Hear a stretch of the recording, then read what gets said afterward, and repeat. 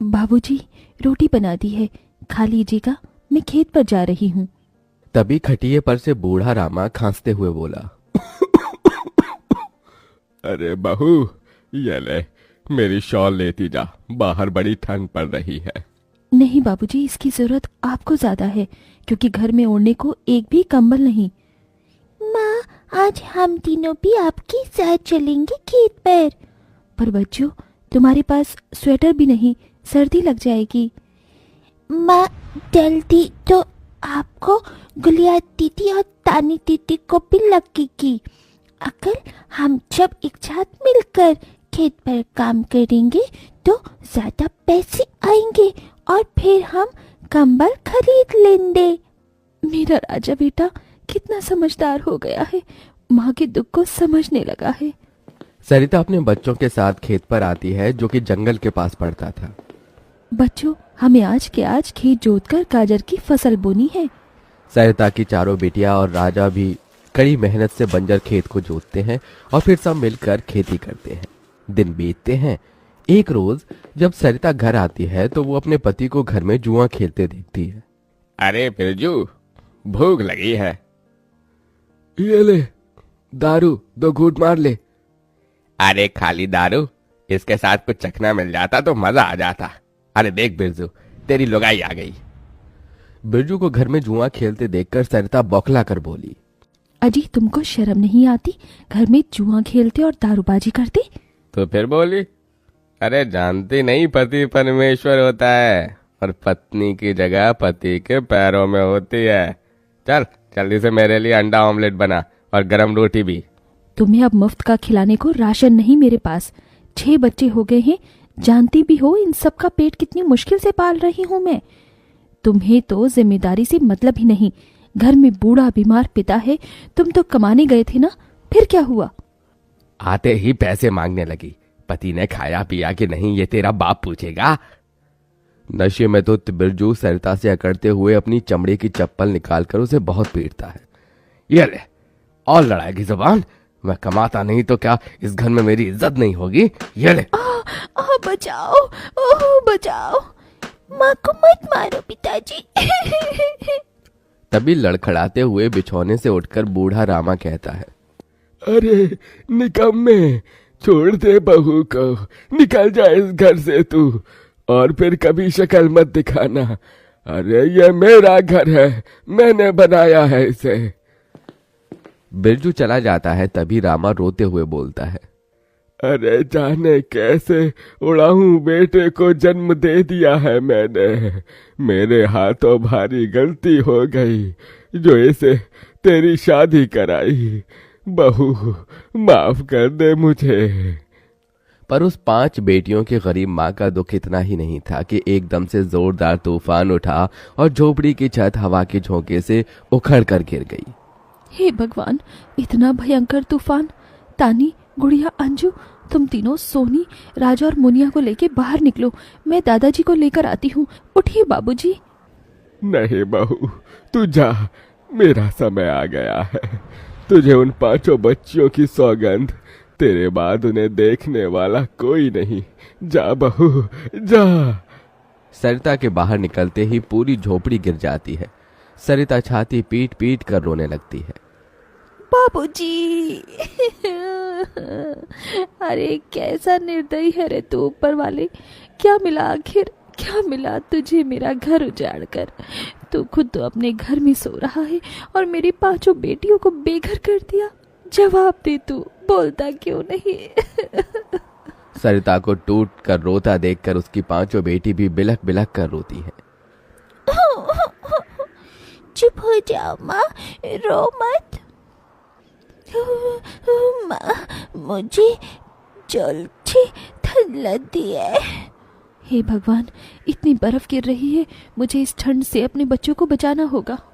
सरिता सबका दरवाजा खटखटाती है, मगर कोई भी मुसीबत में उसकी मदद नहीं करता। हार कर वो अपने जंगल वाले गाजर के खेत में आ जाती है और सब रात भर ठंड से कांपते ठिठुरते हुए बीतती है। माँ, बहुत भूख लगी है। हाँ माँ, मुझे भी भूख लगी है। तभी सरिता की सबसे बड़ी बेटी तानी खेत में देखती है जहाँ लाल लाल गाजर उगे थे। देखो माँ, हमारे खेत में तो गाजर तैयार हो गए हैं। फिर तानी अपने सभी भाई बहनों को गाजर तोड़ कर देती है। ये लो मेरी बहनों, गाजर खा लो।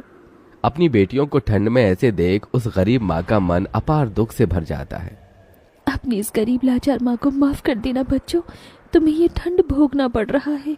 तभी एकदम से दिन का माहौल रात सा हो जाता है और तेजी से बर्फ गिरने लगती है।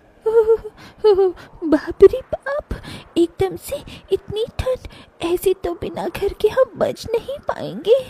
तभी सरिता अपना आंचल उन पर उड़ाती है, मगर बच्चे थरथरा उठते हैं कि एकदम से गुड़िया कहती है, माँ, तानी दीदी, हम अपना घर बना सकते हैं। मगर कैसे बिटिया, हमारे पास पैसे भी तो नहीं। माँ देखो, हमारे खेत में कितने सारे गाजर उगे हैं, हम इसी से अपना घर तैयार करेंगे, पर हम सबको साथ मिलकर मदद करनी होगी। राजा बेटा, जब तक कि हम गाजर घर तैयार नहीं कर लेते, तुझे अपनी छोटी बहनों का ख्याल रखना होगा, रखेगा ना? हाँ माँ, रखूंगा। सरिता आग जलाकर अपने दोनों सबसे छोटे बच्चों को उसके पास बिठा देती है और खुद अपनी चारों बेटियों के साथ उस भयंकर ठंड में गाजर घर बनाने लगती है। अंजू, सोनी, गुड़िया, तुम दोनों मुझे और तानी दीदी को गाजर तोड़ तोड़ कर दो, हम घर बनाते हैं। ठीक है माँ। गरीब माँ बेटियां मिलकर गाजर घर बनाती हैं, मगर घर एकदम से ढह जाता है, जिससे सरिता दुखी हो जाती है। कितनी मेहनत से ये गाजर घर बनाया था हमने, मगर सारी मेहनत बेकार चली गई। तभी चारों बेटियां रोते हुए गाकर अपनी माँ को हिम्मत देती हैं।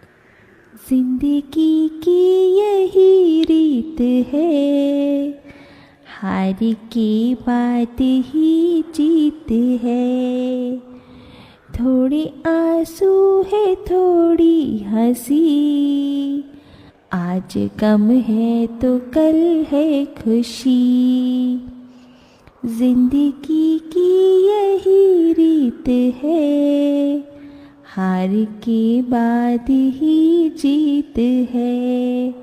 मेरी बच्चियों। रोते हुए सरिता अपनी बेटी को गले से लगा लेती है। वो फिर कोशिश करते हैं, कई बार उनका गाजर घर बिगड़ता है। तभी गुड़िया कहती है, माँ, अगर हम अपना गाजर घर मजबूत बनाने के लिए पहले लकड़ी फट्टे से ढांचा बना लें, तो फिर हमारा गाजर घर नहीं गिरेगा। सब ऐसा ही करते हैं, जिससे उस बार उनका गाजर का घर मजबूत बन जाता है। सरिता अपनी पांचों बेटियों और बेटे के साथ घर के अंदर आती है। तब जाकर उनके शरीर को गर्माहट महसूस होती है। अरे वाह माँ, दीदी, आप सबने कितना सुंदर गाजर घर बनाया है, और ये कितना गर्म भी है। तभी सरिता अपने बेटे बेटियों का मुंह देखती है। सबकी आंखों में भूख थी। मैं जानती हूँ तुम सबको भूख लगी है ना, अपनी माँ को एक दिन दे दो, मैं कल काम ढूंढ लूंगी। ठीक है, आज हम ये गाजर खाकर सो लेंगे। आप भी खा लो ना माँ, आपने 2 दिन से कुछ नहीं खाया।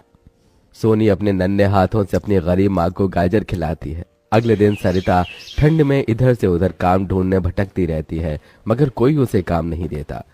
इधर अब उसके खेत के गाजर भी खत्म हो गए थे, जिससे उसकी बेटियां भूखी थी और उसकी दुधमुही बेटी भूख से रोई जा रही थी। माँ, मुन्ना को भूख लगी है, उसे खाना चाहिए। छोटे बच्चे खाना नहीं खाते राजा, इसे दूध पीना है। हे बसुरी बजैया, एक माँ की ममता की इतनी भी परीक्षा मत लो कि वो अपने बच्चे को दूध भी ना पिला सके। तभी सरिता को द्वार पर एक गाय के रंभाने की आवाज सुनाई दी। माँ, लगता है बाहर गाय आई है। सरिता अपनी बेटियों के साथ बाहर आकर देखती है तो गाय के थन से दूध की धारा बहे जा रही थी। इस गाय के थन में कितना दूध गिर रहा है। सरिता गाय का गर्म दूध अपनी बेटी को पिलाती है। तभी गाय उसके खेत में जाकर गोबर कर देती है, जिससे एकदम से जादू होता है और खेत लाल चमकदार गाजर से भर जाता है। माँ, ये तो कोई जादुई गाय लगती है। देखो, हमारे खेत में कितने गाजर उगाए। हाँ गुड़िया, मैं जादुई गाय हूँ। मुझे वरदान प्राप्त है, जिस भी बंजर खेत में मैं गोबर करूँगी वो फसल से भर जाएगी। मैं इससे पहले भी तुम्हारे खेत में आई थी। इसका मतलब गौ माता, आपकी वजह से उस वक्त भी मुझ गरीब के बंजर खेत में गाजर उगी थी। आपका कोटि कोटि धन्यवाद गौ माता। माँ, तुम काम ढूंढ रही थी ना, अब मत ढूंढना। तुम तो कितना अच्छा गाजर का हलवा बनाती हो, और गाय के दूध से खोया, घी, दूध सब बनता है। तुम हलवा बनाकर बेचो। सरिता उस गाय के दूध से घी खोया तैयार कर लेती है और गाजर का हलवा बनाकर बेचने लगती है, जो कि लोगों को खाने में स्वादिष्ट लगता है। उसकी अच्छी कमाई होती है, जिससे उसकी आर्थिक स्थिति ठीक हो जाती है और वो गाय उसके गाजर घर के बाहर बंधी खेत के गाजर और घर दोनों की पहरेदारी दिया करती।